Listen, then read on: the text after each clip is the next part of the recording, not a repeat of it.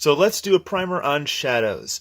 The big idea with shadows is that light travels in straight lines. Let me repeat that so you can put it down in your notes and put it in your memory forever.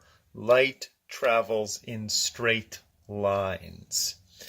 And that's going to be how we determine what shadows look like.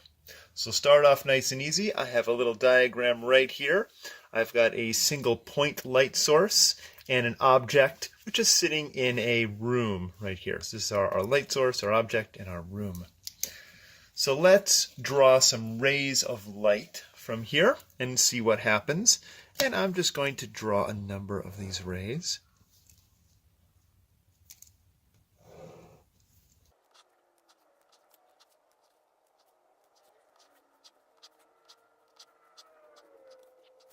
Now I think you can probably see where the shadow is going to be. It's going to be right here along this wall and along right here. Right along here. And that's because this object is blocking this light, but some light can pass over here and over here. Now that took a long time. To figure that out, I had to draw a bazillion lines. I think there's a quicker way of doing this. And really, all you need to do in this case is draw two lines. So here's another diagram. Let's do it a little bit smarter this time. If I take a ray of light from my point light source and consider the ray of light that just barely squeaks by the object right here, then I'll draw that in. Go. One ray of light that just barely makes it by. Another ray of light that barely makes it by on the other side.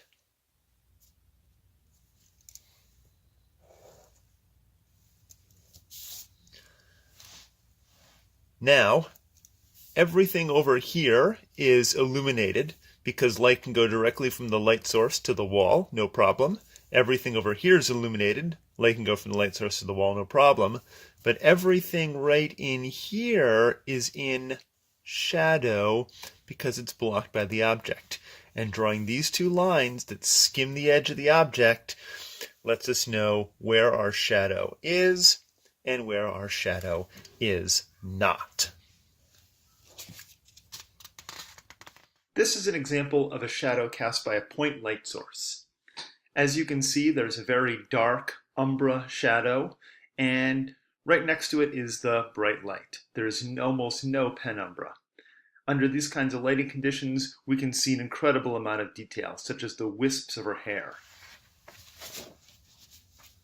So far, we've only been drawing one kind of shadow, and that deep dark shadow where no light is reaching is called the umbra, but there are also shadows that are called penumbras, and that is a partial shadow.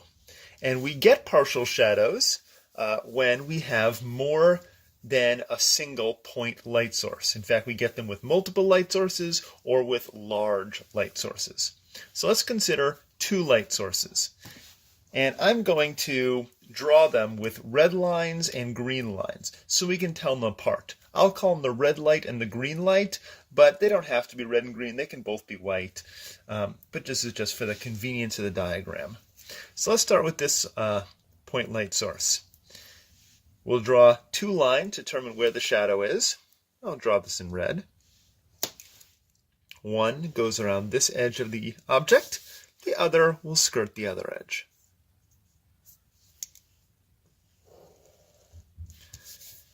And I think you can see that right here is our red shadow. Now, I'll use a different color for the other light.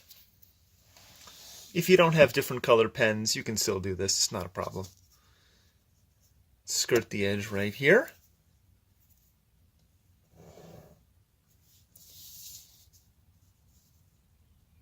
And on the other side. Okay. Now I've got a much more complicated looking diagram. Let's see if we can figure out where the umbra is, the total shadow, where the penumbra is, which is the partial shadow, and where there's no shadow at all.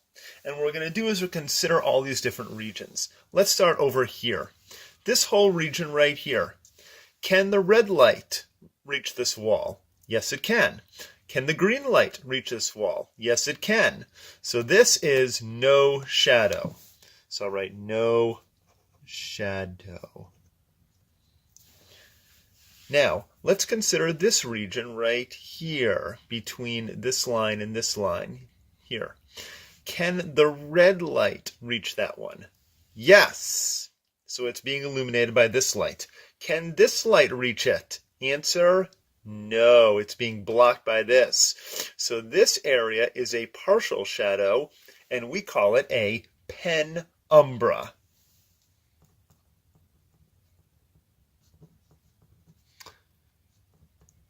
I'll just call it P for short. Now, what's going on in this next section? Well, the red light is being blocked. The green light is being blocked. Well, that's all the light we've got, so this must be an umbra. That's a total shadow. What about this region here? Well, now the green light can get through, but the red light can't, so this is going to be a penumbra. And what about over here and here and here? Well, this is all illuminated. There's no shadow at all. So what you've got then is a very dark looking umbra and two lighter shadows, which are the penumbra.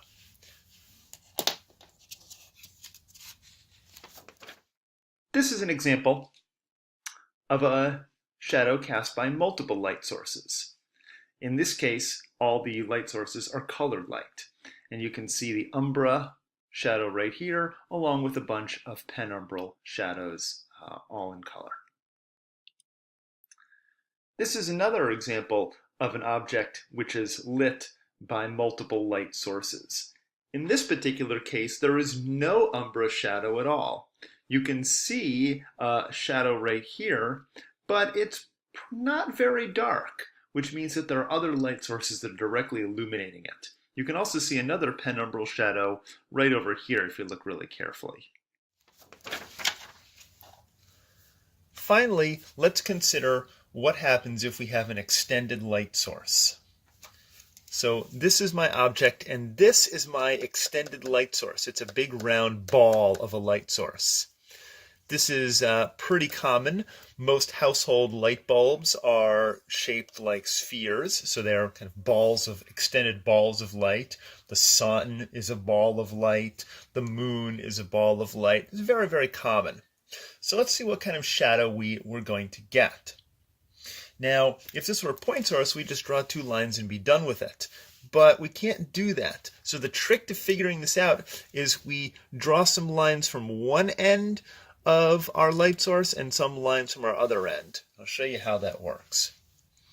So let's take this edge of the object. This edge of the light source makes a straight line. Let me use my straight edge here and be precise about what I am doing.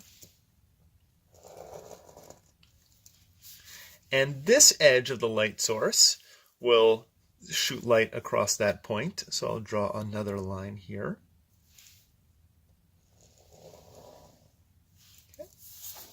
And now I'll do the same for this corner right here. Some light comes off this side of the light source, and I just determine that by picking the edge and lining up the ruler and then drawing my straight line. And some comes from the other side of the light bulb, or whatever this is. Sun, doesn't matter. Okay. So now I've got this somewhat complicated looking diagram here. Let's go piece by piece and figure out what's going on. Right here, every single part of this light source is illuminating here, so there's no shadow right here. What's going on right here? Well, if we pick a point right here, this side of the light source is able to hit it, but this side of the light source is being blocked. So if you were standing right here, what you would see is only maybe about half or some fraction of the light source. So if part of the light is cut off, that is a penumbra shadow. So I'm going to write P for penumbra right here. What's happening here? I think you can see that this is blocking the entire light source, so it is an umbra. right? U for umbra. And here, well, this side of the light source is illuminating it, but this side is not. So part of the light is blocked. That creates a penumbra right here. And then we get to here, we're back to fully illuminated. So what you've got is a deep dark shadow right here and two fuzzy penumbral shadows on either side. This is an example of a object which is illuminated by a large light source. In this case, we still get a umbra shadow in the middle here, but if you look carefully at the outline of the fingers, you can see a penumbral shadow